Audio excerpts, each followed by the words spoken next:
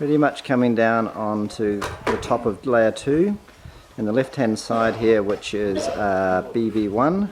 We're probably mostly through the top surface of layer 2, but as we get over towards AA1 on the right, we're just coming down onto the top of layer 2. See all these shell and pottery features turning up, all quite contained. And over on the right you can see Mr. Note working on burial 69. Burial 68 behind him.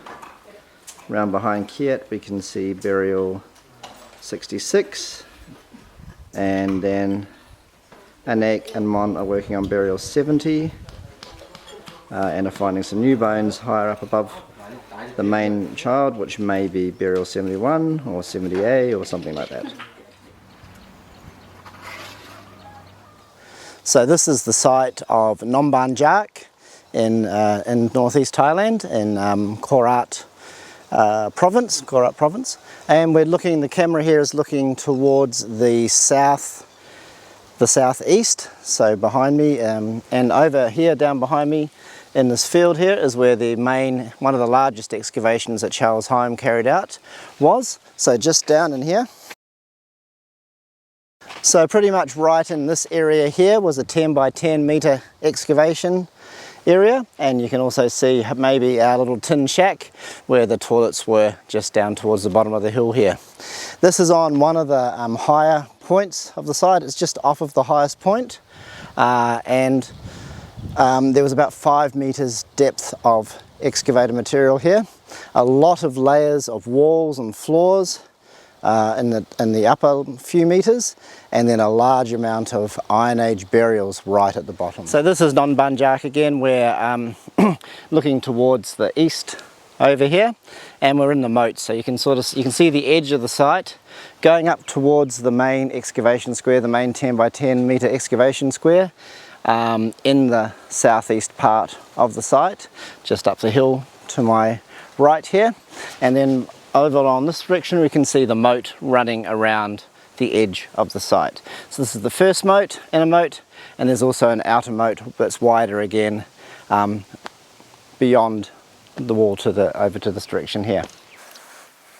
The moats are quite well defined as we get towards the ends here, and much wider and shallower along the long sides of the site.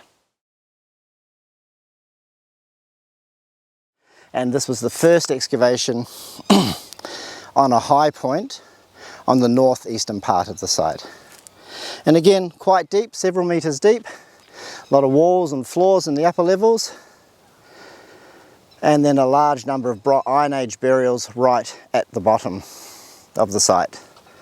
So this was the first square.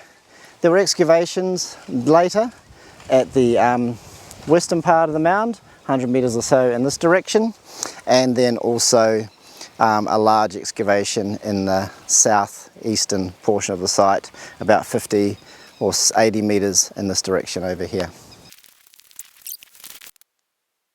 Okay, so this the camera here is looking towards the east. The east is pretty much straight behind me over here.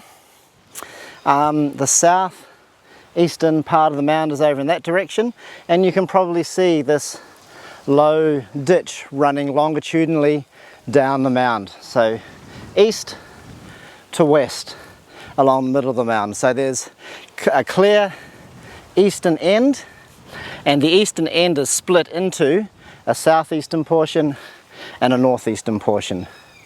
And two of Charles Higham excavations were on either of these mounds here, and both were very deep.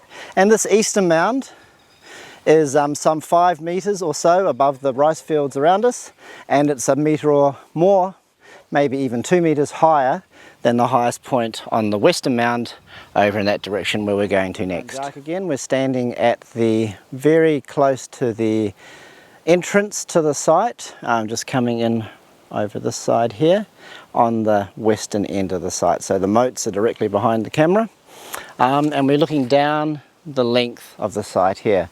You can see the low ditch all the way along the bottom of the site. Our latest excavation was just over to my left here, your right, just between those trees over there.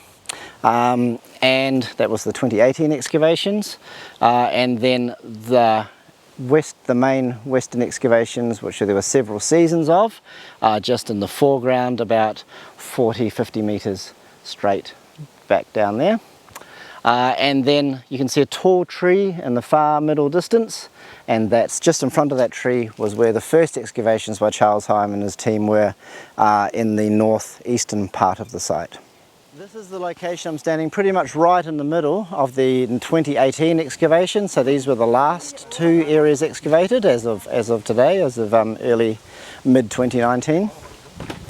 There were two 5 by 5 meter squares excavated here, north and south.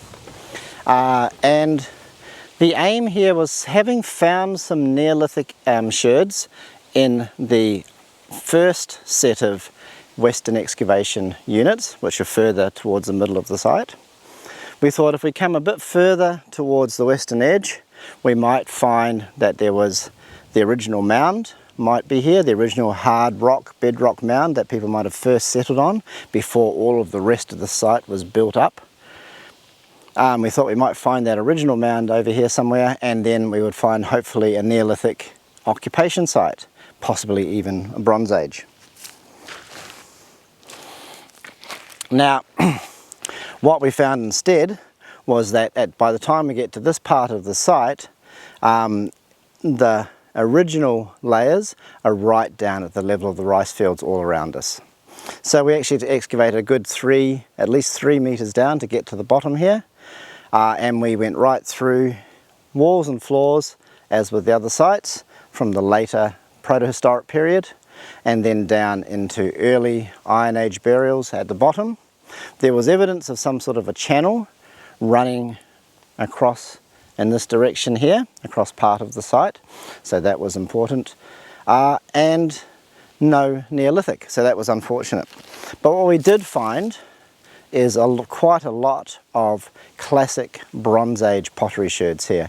None of it was in situ, and I think that most of it had been disturbed by later Iron Age activity, but there was enough of it that it was clearly from this area. And there must have been at least one Bronze Age burial around this area here that had then been disturbed by Iron Age activity.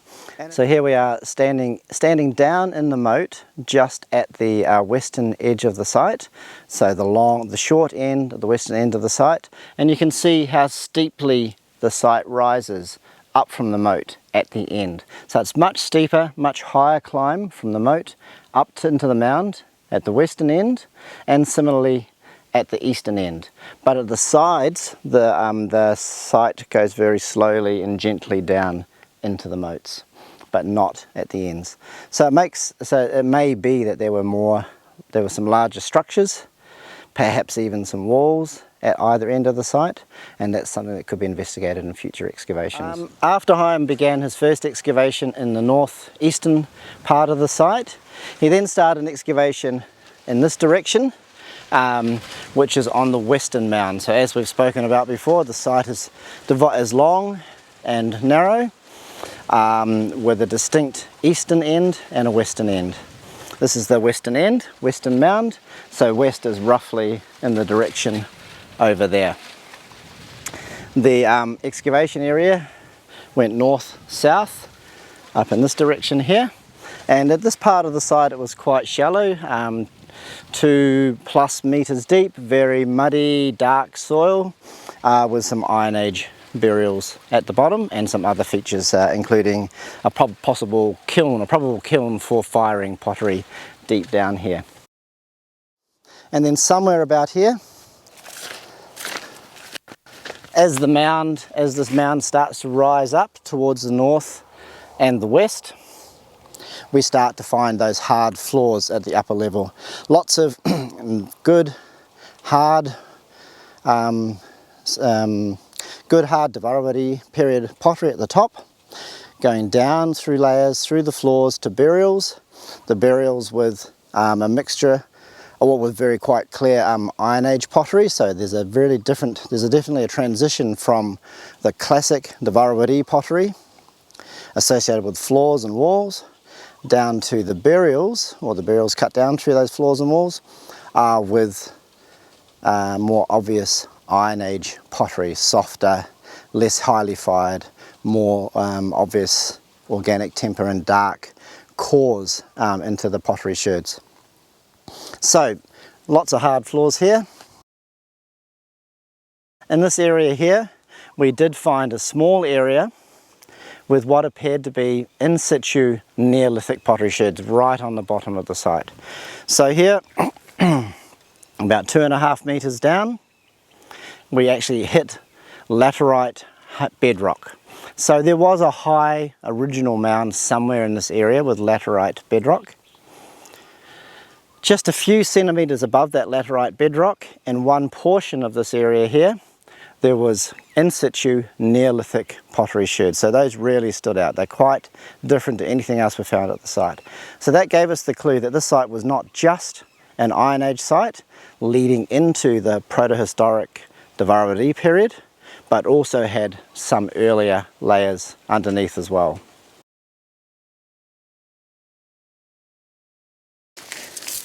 And so here we can see some of the classic Dvaravati pottery sherds here.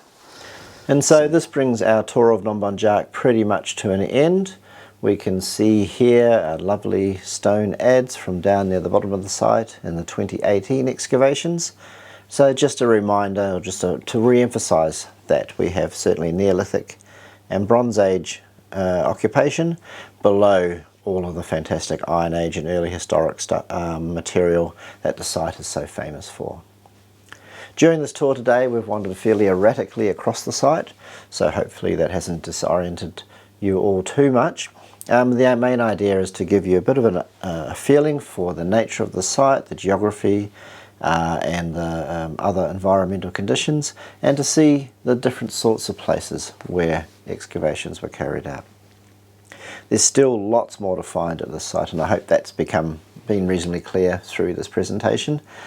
The archaeological work here at Non Ban Jak has been carried out under a number of different projects, principally directed by ANU, the Australian National University, and the University of Otago. James Cook University has been involved in the projects from time to time as well. This is just a short introduction to the site. It's not supposed to represent all of the work that's been carried out, and you'll certainly be able to find more on that if you Google around in the academic journals, putting in the search term Non Ban Jak. Charles Higham and Rachanie Thosarat have been probably the most important players, the most important drivers of the work at this site, as they have been in a number of other projects throughout in northeast Thailand and other parts of Thailand as well in the past. And we will finish this short tour by looking out across the pond at the east end of the site towards the current or the contemporary Buddhist temple or Wat, which lies just beyond. This is the Wat, or the Buddhist temple, just at the eastern end of Non Ban Jak, looking across the pond towards the buildings here, and the main body of the site is just behind us. That's all for now. Thank you, and see you again soon. Bye.